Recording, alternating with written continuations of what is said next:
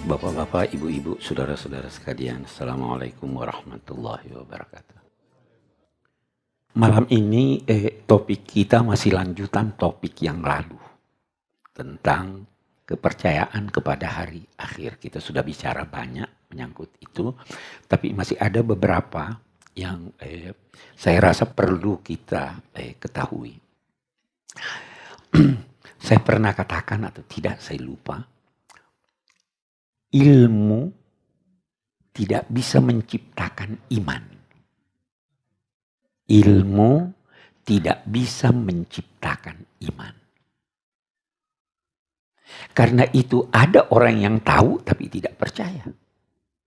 Ada orang yang tidak tahu tapi percaya. Ya. Ada profesor, saya pernah beri contoh di sini.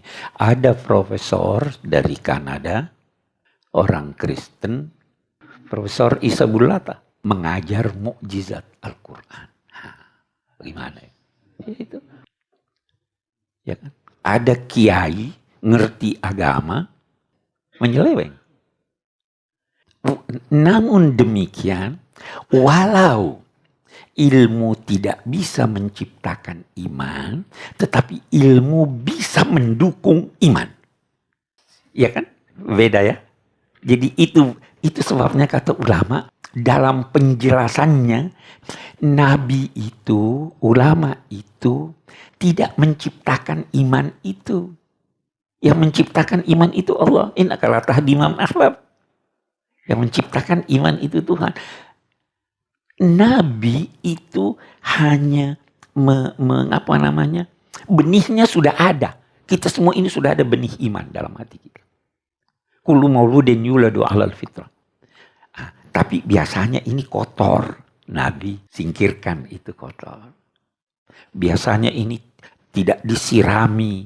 Nabi menyirami itu supaya dia tumbuh. Tapi benihnya ada di dalam. Karena itu apa yang dipercaya tadi ada di dalam hati.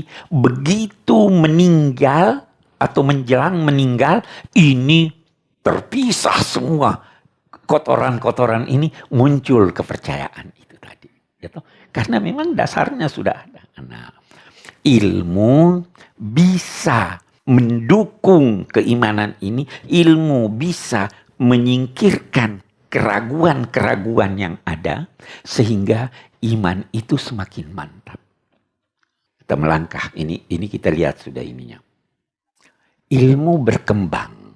Ilmu kita sekarang bisa jauh lebih mendukung kebenaran iman yang disampaikan oleh Al-Quran dan Nabi ketimbang ilmunya orang dulu.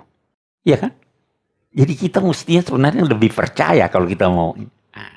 Saya lagi baca buku kecil. Ini ditulis oleh seorang guru besar mikrobiologi di Universitas Alexandria. Ada hal-hal yang menarik saya baca. Saya ingin sampaikan. Argumentasi Al-Quran tentang hari kebangkitan itu banyak. Salah satu di antaranya, ini kita baca Quran dulu, nanti kita lihat.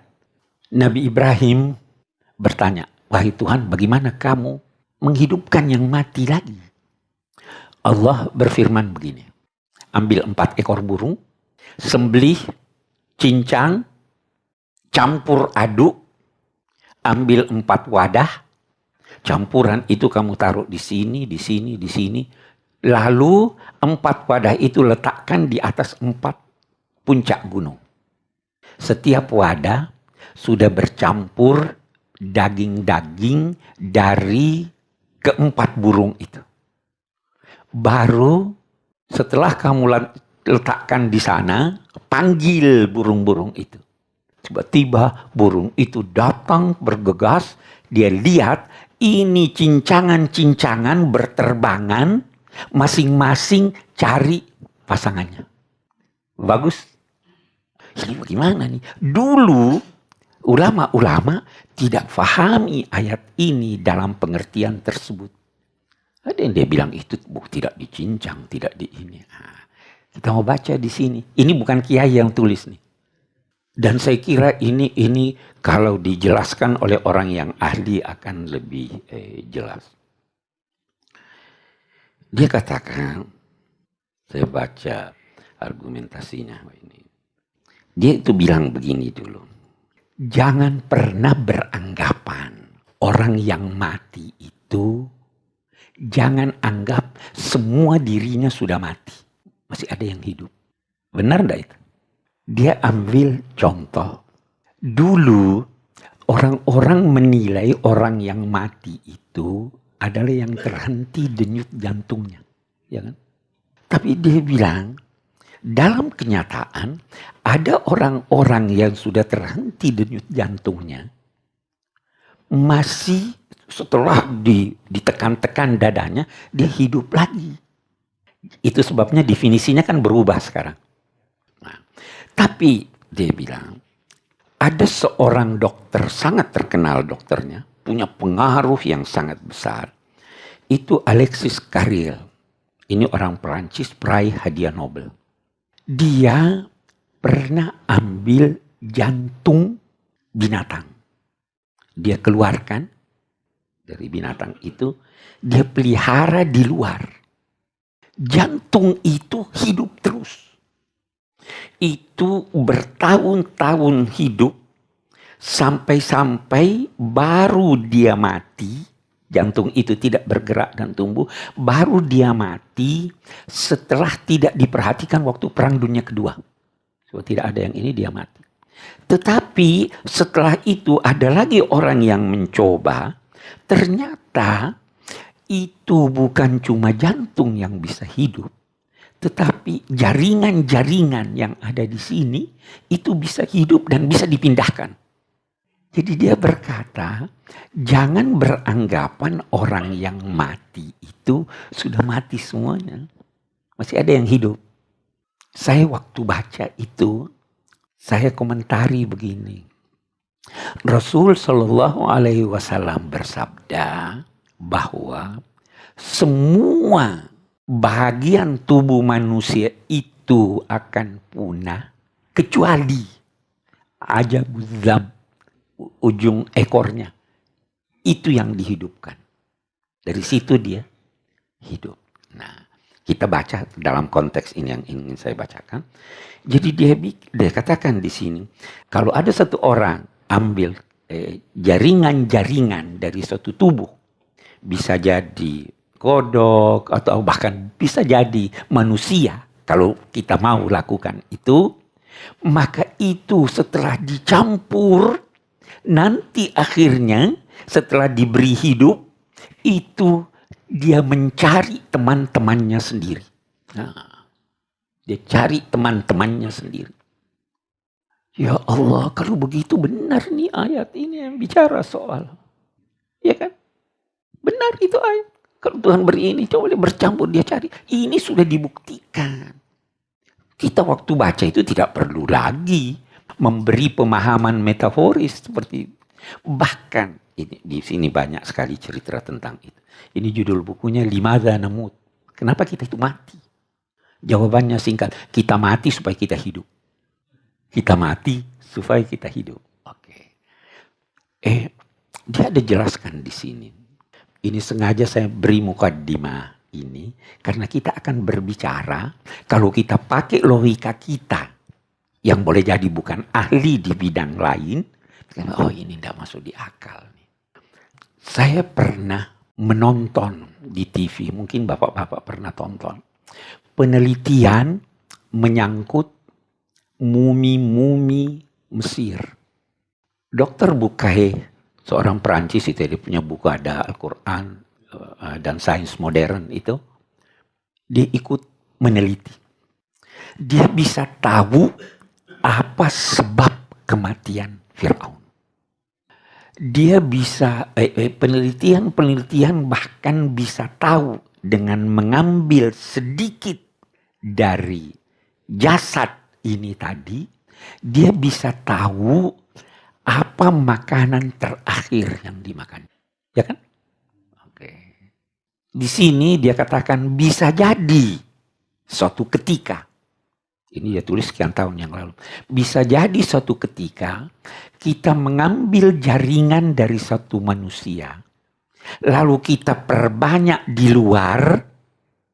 Sehingga bisa sebanyak mungkin. Dan manusia ini bisa berada di sekian banyak tempat. Walau dia asalnya tadi cuma satu. Jadi dia bilang, agamawan nih yang bilang, kalau begitu tidak mustahil yang mati ini dihidupkan lagi.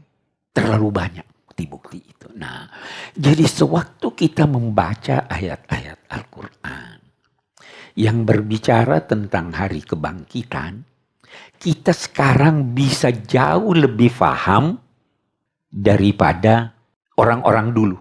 Kalau orang dulu percayanya boleh jadi ini kan hadis Nabi, ini hadis sahih ini. Percaya. Kita sekarang bisa lebih menguatkan itu. Sama halnya ini nanti tangan akan bicara. Ya kan? Kalau kita bahas soal penimbangan amal. Kan amal ditimbang. Ini apa maksudnya nih amal ditimbang ini? Memang bisa ditimbang Anda punya ini.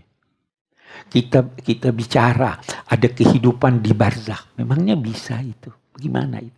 Itu semua dengan perkembangan ilmu bisa dicerna sehingga keimanan kita yang tadinya boleh jadi hanya sangka baik pada ustadz. Ya, keimanan kita boleh jadi hanya karena sesuai dengan binaan orang tua sejak kecil.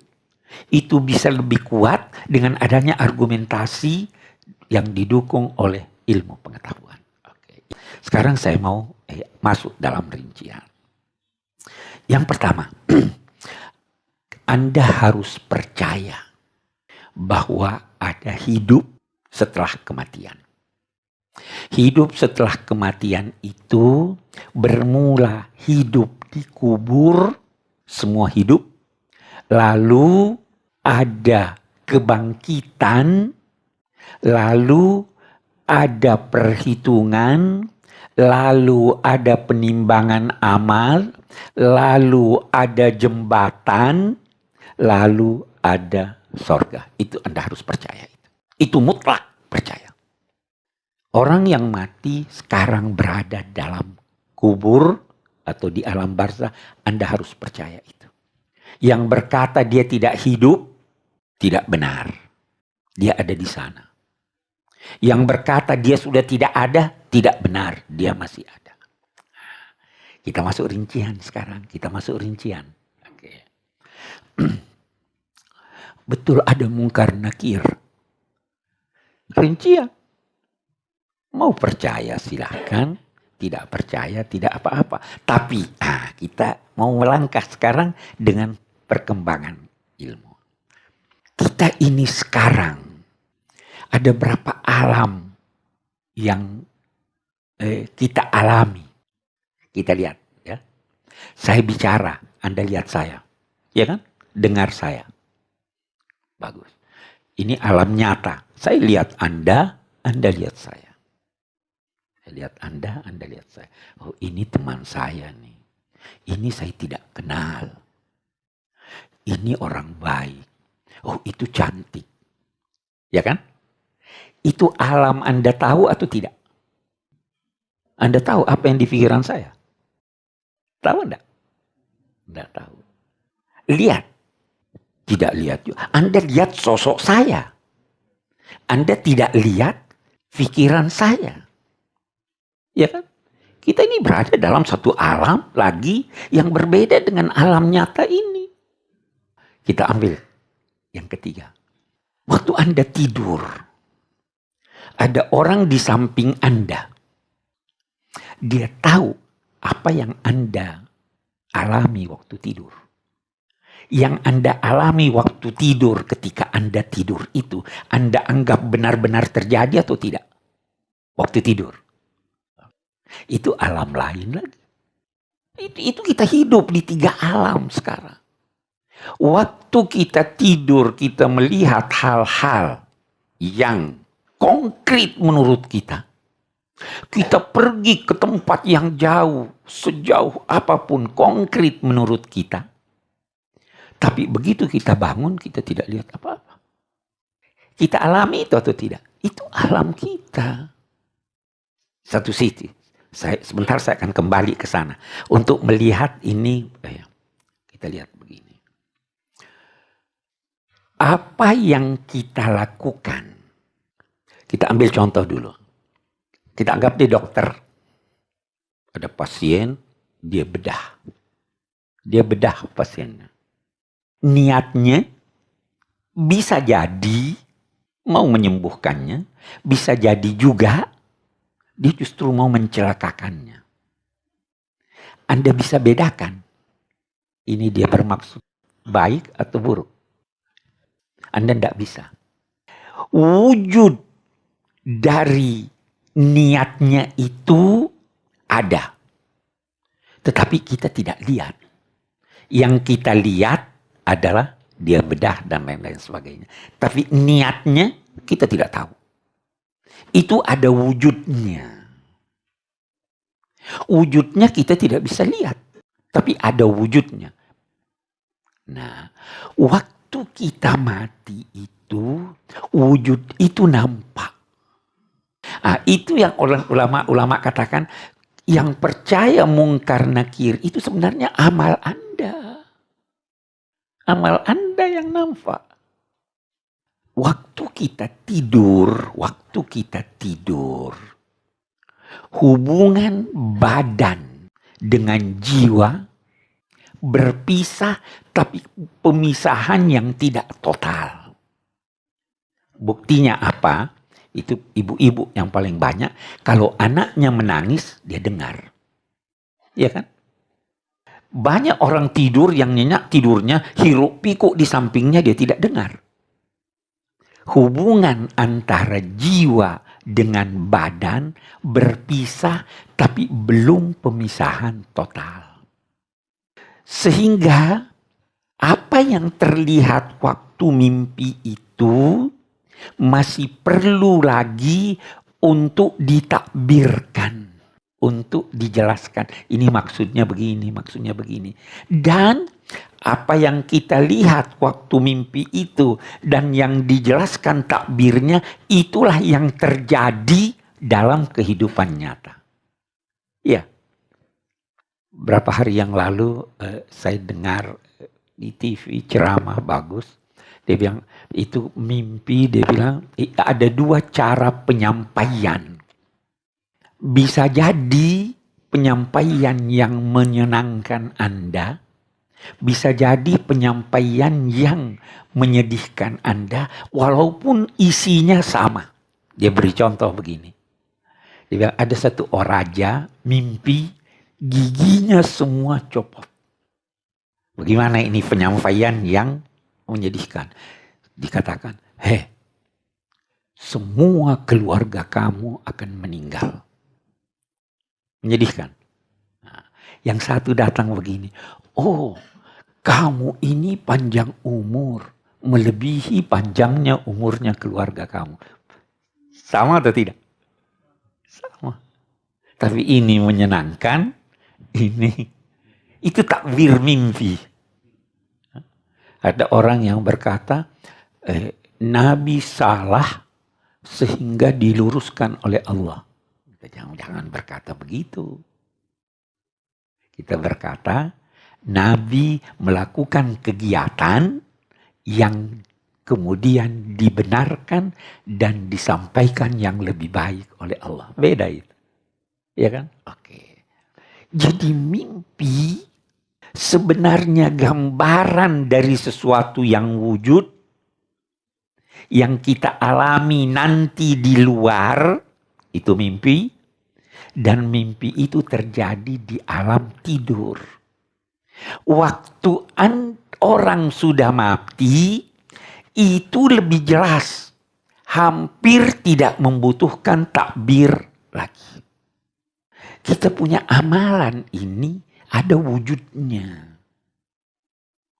Itu sebabnya Nabi bersabda, Al-Quran bahkan berkaitan dengan melempar isu rumor, memaki orang, menggunjing, itu dianggapnya makan daging saudara sendiri. Jadi wujudnya begitu. Ya kan? Itu wujud ini dipertunjukkan kepada Nabi waktu Mi'raj. Di luar alam kita ini. Itu begitu. Jadi uraian-uraian Al-Quran yang berkaitan dengan hari kemudian tidak bisa Anda analogikan dengan keadaan sekarang. Tidak bisa. Karena alamnya berbeda. Anda berada di satu alam yang berbeda. Jadi itu menyangkut semua ini.